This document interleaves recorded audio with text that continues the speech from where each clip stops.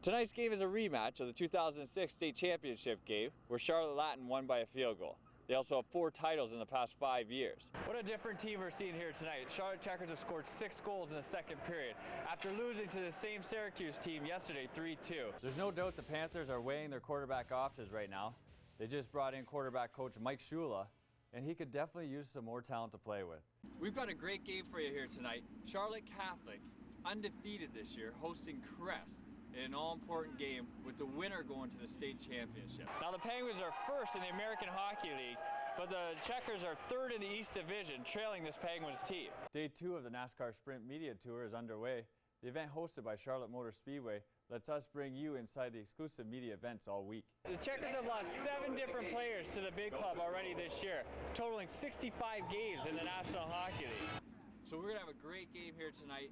It's just around freezing, so it's a little chilly, but it's a 7:30 kickoff. The fans are already coming in, they're pretty pumped up, and we're looking forward to the winner going to the state championship, so it should be a big one. Carolina Hurricanes hit the road tonight, take on the Pittsburgh Penguins without the help of star players Sidney Crosby or Evgeny Malkin. This is Dusty Jamieson at Piedmont High School, and we're out here tailgating with some fans tonight, and this is Terry Greed. Terry, what do you got going on here tonight? We got some oysters that we're steaming right before the game. Yeah! We usually start tailgating here about 5 o'clock, and we've got a kind of an old cats club. A bunch of guys used to play football here at Piedmont, and we want to support the program, and as you can see, we got some banjos going on and some music over there, but we're here to support the football team, and we got a good one this year. Tell me a little bit about what the Old Cats do and some of the stuff that you've done for the stadium and the team. Well, basically what we're doing is trying to support the football program. We replaced the goalpost, we helped put up a new scoreboard, and we fixed some of the equipment and do basically just support just the football program. A lot of us have played back in the 70s and 80s, and you know, we're old enough to know how to get a few things done once in a while. We're just having fun. We enjoy doing it, having a tailgate. Have fun. We'll also take this to the Panthers in Charlotte. Perfect. Well, maybe your Panthers can get a couple more wins this year than the Panthers in Charlotte. I think we're going to have to show them how to run the ball. You got a prediction for me tonight here? Yeah, I think we'll win about probably 30-10, something like that. Perfect. Well, you heard it here first from Terry. So we got a great game here tonight. I'm Dusty Jamieson with WBTV Channel 3. Charlotte Country Day has a long tradition of winning in football, and they hope to continue that on Friday. There's a lot of expectations here, and we set our goals very high, and it's a great place to be. This Friday in the state championship game, they're expecting a different Charlotte Latin team than the one they beat 47-17 just 2 weeks ago. Our game plan seemed to really work and click against them 2 weeks ago, and I'm sure they're rejuvenated, their attitude, their effort, their execution according to last week's game. They're a rejuvenated team. We can't expect the same Latin team to show up here Friday night that was here 2 weeks ago. You know, they're going to make smart decisions. They're not going to be turning the ball over left and right, and they're not going to make any dumb penalties. So, you know, we expect a well-coached team and a team that's not going to make any mistakes and not going to, lose themselves the game. So we just got to go out there and try to win ourselves. In the past, the Buccaneers found themselves in the championship 9 years in a row. So this team is trying to start a new winning streak. Everybody knows that these guys haven't been to the state championship for 4 years, and they're very hungry. These guys were in like in 8th grade the last time we went to the state championship. We got our goal. We're in the state championship. Now we just have to take care of business. It's just really important for us to give the fans what they deserve, which is the state championship. I mean, such a storied program in Charlotte today when it comes to football, so we owe it to them, and hopefully we can give them one on Friday night. Tonight's game is a rematch of the 2006 state championship game where Charlotte Latin won by a field goal.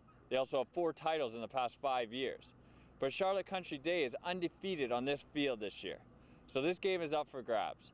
I'm Dusty Jamieson, reporting in Charlotte for WBTV. We're moving forward, and it's a new year.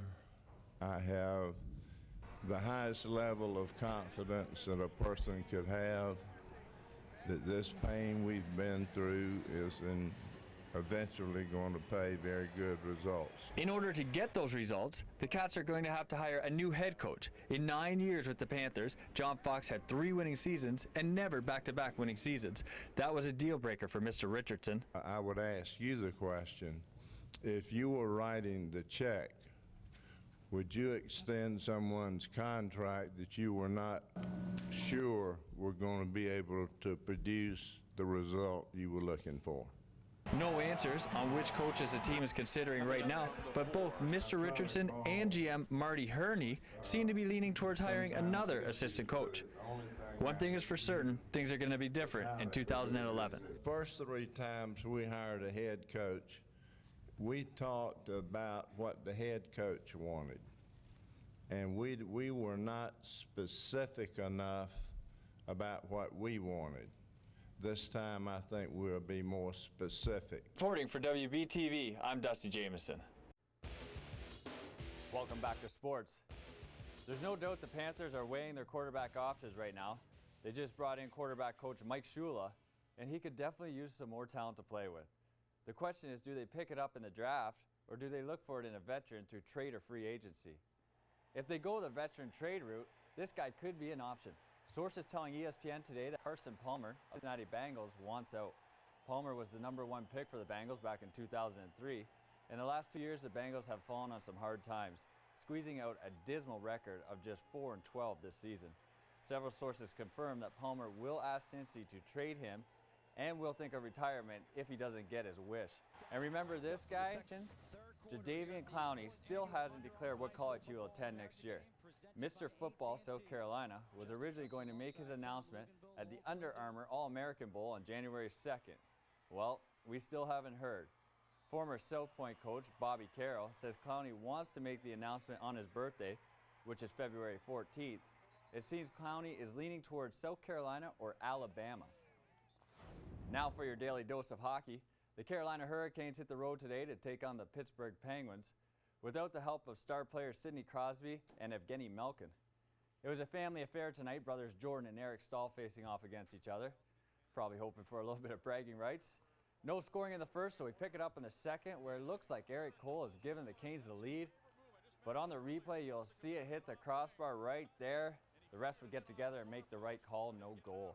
Just over a minute after that, Dustin Jeffrey from the point with a twisted wrister, his second of the year, gives the Penguins the lead. And in the third period now, and Pascal Dupuis splits the D and goes backhand past Cam Ward. Pittsburgh up 3-0. Canes fall tonight 3-2. Some golf news now. Tiger Woods has fallen from grace once again. It took 5 years for him to be dethroned from the #1 ranking in golf, and now less than 3 months later, he's been booted down from 2nd to 3rd. German-born Martin Keimer shot 6 under today to win his 3rd Abu Dhabi championship in 4 years. Keimer, you might remember, won the 2010 PGA Championship. He also took home the European money title in the same year.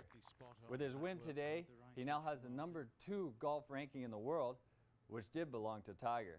And we'll be right back after this break.